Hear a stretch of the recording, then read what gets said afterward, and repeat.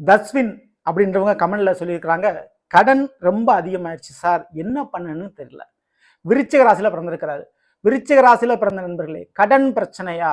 ஒரு விஷயத்தை தெளிவா புரிஞ்சுங்க. உங்களுடைய விருச்சிக ராசிக்கு 6ஆம் வீடு மேசம், அதற்கும் அதிபதி உங்களுடைய ராசிநாதன் செவ்வாய். ஓகேங்களா? தெளிவா புரிஞ்சுங்க.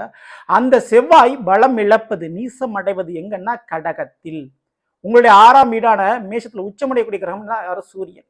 இதுல இருந்து நான் என்ன சொல்ல வர்றேன் அப்படின்னா, அரசாங்க வேலை பார்க்கக்கூடியவங்க இல்லை அரசாங்கத்திலிருந்து லோனோ கடனோ வேலையோ இதற்குண்டான முயற்சிகள் பண்ணுகின்ற பொழுது உங்களுக்கு கடன் கொஞ்சம் குறையும்.